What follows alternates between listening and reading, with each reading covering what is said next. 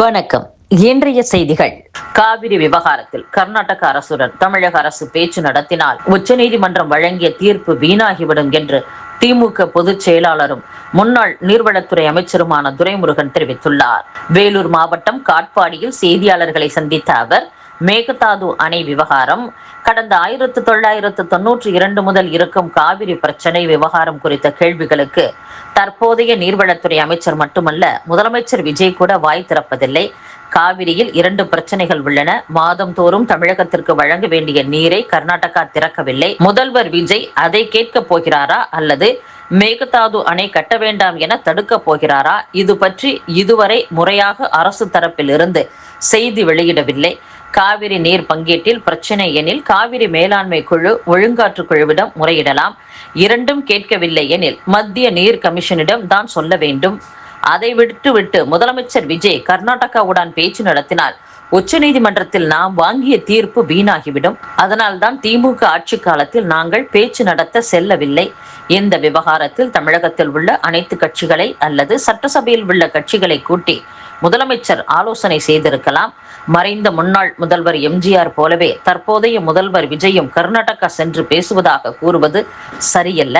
எம்ஜிஆர் கர்நாடகா சென்றபோது நம்மிடம் நீதிமன்ற உத்தரவு இல்லை. இப்போது நம்மிடம் நீதிமன்ற தீர்ப்பு இருக்கிறது. எனவே அதோடு இது பொருந்தாது என்றும், கர்நாடகாவில் யாராவது முன்னாள் அமைச்சர்கள் சரியாக செய்யவில்லை, முன்னாள் முதல்வர்கள் சரியாக செய்யவில்லை என சொல்கின்றனரா?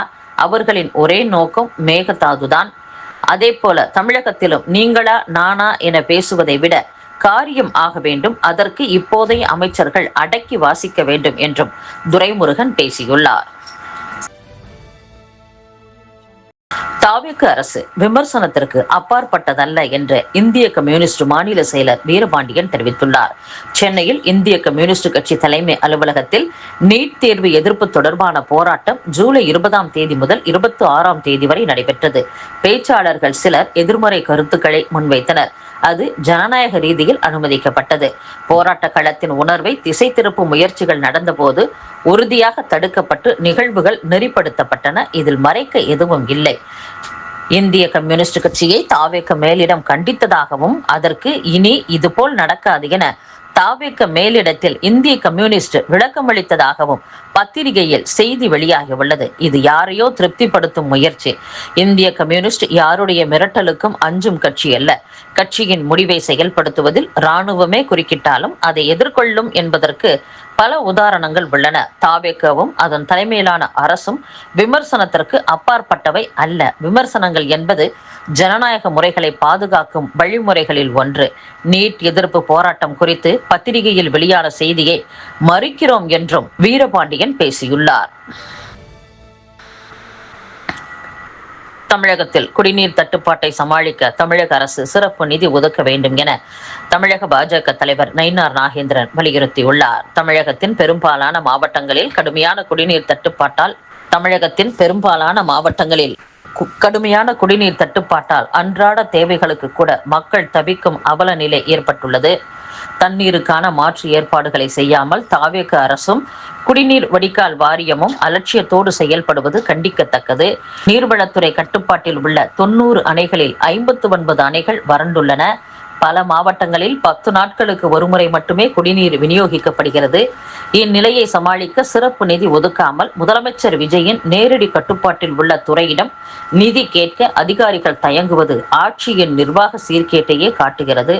புதிய ஆழ்துளை கிணறுகள் அமைத்தல், கூட்டு குடிநீர் திட்டங்களை செயல்படுத்துதல் போன்ற அவசர பணிகளுக்கு தேவையான சிறப்பு நிதியை உடனே ஒதுக்கீடு செய்ய வேண்டும். நீர்நிலைகள், நீர் வழித்தடங்களை தூர்வாரி சுத்தம் செய்ய வேண்டும். ஏரி, குளங்களில் வண்டல் மண்ணை அகற்றி கரைகளை உயர்த்தி வரும் காலங்களில் தண்ணீரை சேமிப்பதற்கான ஏற்பாடுகளை செய்ய வேண்டும் என்றும் நயினார் நாகேந்திரன் கூறியுள்ளார். காவிரி நதிநீர் பங்கீட்டில் தமிழகத்திற்கான உரிமை காவிரி தீர்ப்பாயத்தின் இறுதி தீர்ப்பில் தெளிவாக குறிப்பிடப்பட்டுள்ளது. ஆனால் தமிழக சட்டசபையில் நிறைவேற்றிய மேகதாது அணைக்கு எதிரான தீர்மானத்தில் எதிர்க்கட்சித் தலைவர் உதயநிதியின் வேண்டுகோளை ஏற்று இடைச்செருகல் தீர்மானத்தை முதலமைச்சர் விஜய் நிறைவேற்றினார். தீர்ப்பாயத்தின் இறுதி உத்தரவு ஏற்கனவே அமலில் இருக்கும் போது காவிரி நீரை பெற கர்நாடக அரசுடன் முதலமைச்சர் விஜய் பேச்சு நடத்த வேண்டிய அவசியம் என்ன? காவிரி நதிநீர் பங்கீடு குறித்த பிரச்சனையில் தாவேகவும் திமுகவும் இணைந்து நாடகமாடுகின்றன. மக்கள் விரோத நடவடிக்கைகளில் திமுக ஆல்பா கொரோனா வைரஸ் என்றால் தாவேக பீட்டா கொரோனா வைரஸாக செயல்படுகிறது என்று அதிமுக எம்பி இன்பதுரை பேசியுள்ளார். இத்துடன் செய்திகள் நிறைவடைகின்றன. மீண்டும் நாளை சந்திப்போம். வணக்கம்.